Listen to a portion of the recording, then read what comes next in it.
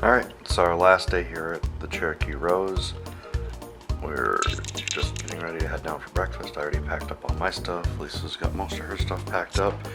And yeah, so here's a better shot of the room maybe. I don't know.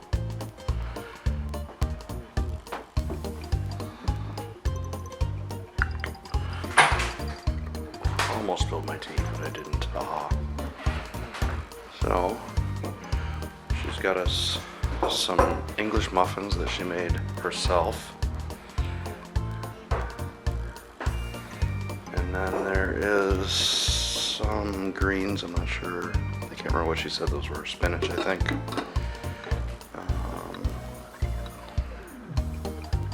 Roasted or fried tomatoes.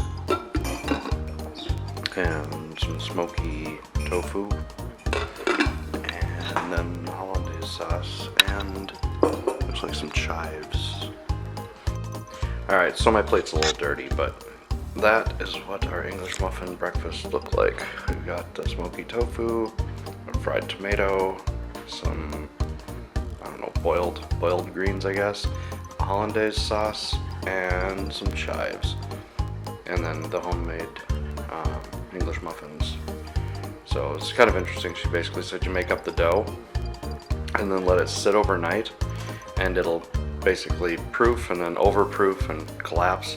And then in the morning you take balls of the dough out, dip them in cornmeal, and lay them on your, press them out into the patties, and lay them on your grill with the grill turned off, and wait for like a half an hour. And then you turn your grill on. I never found out what temperature. I'd imagine around 350 though, maybe 400. And you let them cook for a while and flip them over and cook for a while. I'm not sure exactly the timing. I'm gonna ask. All right, we almost made it out of Portland without stopping to eat, but we're at Native Foods here in a little like open air mall kind of place, just south of Portland.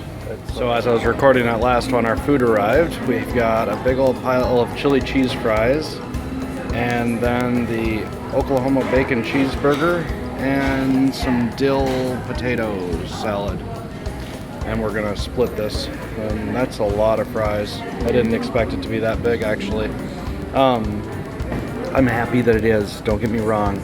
Then we got a couple of drinks here. They have cool, I'll get up closer to them, but it's basically got a couple different kinds of lemonade, and one blueberry lemonade, hibiscus tea, watermelon, peach tea, which is a black tea, and then green tea. Then there's hot drinks and stuff too. They've actually got a bakery case up there as well, which has like cupcakes and cream cookies and whatnot. I'll take a picture of that too. I know there's a lot of people that haven't been to Native Foods. I hadn't been there until 2 years ago. Here, there, whatever. When we were in Boulder, Colorado. Anyway, I'm gonna get my picture taken for Instagram, and then we're gonna eat. We're in a regular old pavilion. It's like a open air shopping mall kind of place, you know, where regular people go. And right in the middle of this thing is Native Foods, a full vegan cafe. And you know, it's interesting when you talk to them, because most of the people in there are not vegan. Most people eating at this place don't even realize what they're walking into, and they'll order stuff and eat it just fine. So it's kind of cool to see, you know, a vegan place going mainstream. Well, this is the first time I've gotten gas in Oregon, and no self-service. I hadn't noticed that. So I heard from some folks that, you know, you couldn't pump your own gas in Oregon, but I got here and I'm like, oh, the guy in front of me's just standing by his car while the gas is pumping and whatever.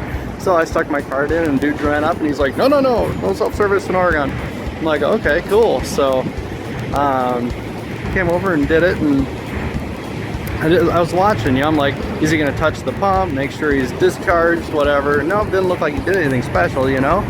Asked him about why there would be no self-service, and he says it has something to do with the fire marshal, which is kind of what I was thinking. But anyway, so yeah, if you know why there's no self-service on gas, let me know, because he basically stuck the thing in, hit the go button, and ran off to help somebody else. I got, you know, one guy running around pumping gas.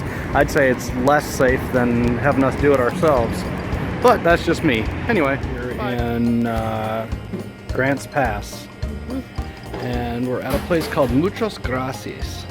It's a Mexican place, obviously, and they have these huge burritos. I was gonna say big ass burritos. Big ass burritos. They can hear you this time because I don't have a little microphone on my lapel mic thing. Yeah. Okay. So, and then they've got this salsa verde stuff that's actually relatively spicy, and I like spicy stuff. So, you know, like I normally go after habanero stuff and even the ghost pepper stuff. And the stuff they say is the mildest is actually pretty good. This stuff's a little bit bitter, but it's still spicy. So I think mixing the verde and the red sauce together would be good. And then she said they have this hot stuff, which is habanero sauce.